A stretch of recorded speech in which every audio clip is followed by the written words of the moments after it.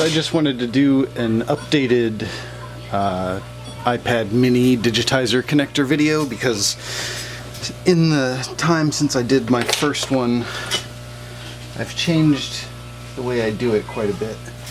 So I didn't record removing the old connector because that's pretty much the same, just use some hot air and get it off of there. So I'm going to tin all of these pads with leaded solder.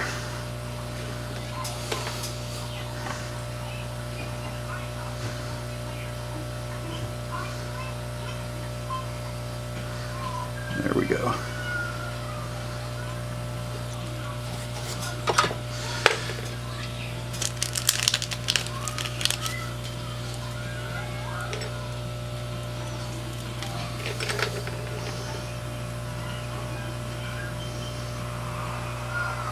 And just get it kind of mostly lined up there.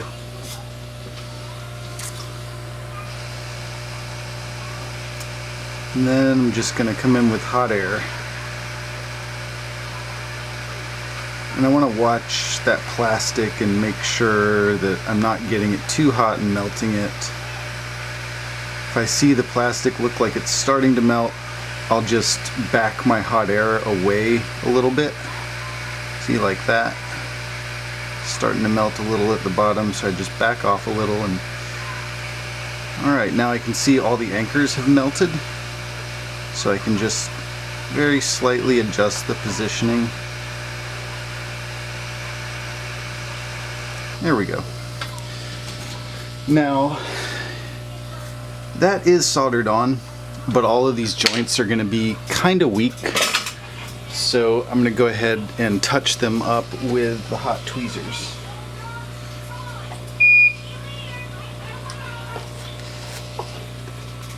Just getting my tips tinned on the tweezers.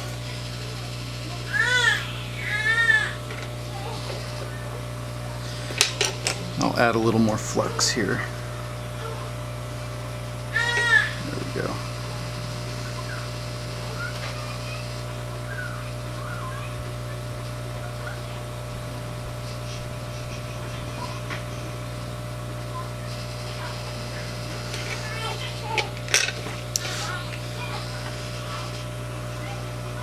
And I'm right-handed, so it's easier just to flip the board around rather than try to do it left-handed.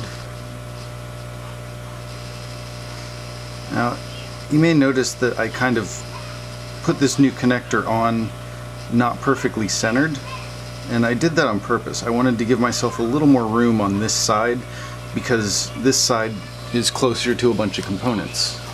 And as far as the end result, you know, connecting the screen, that little bit, it being off that little bit, doesn't really matter at all, and it makes it easier to get the job done. So I'll just clean the flux off and should be able to see that these joints are all nice now.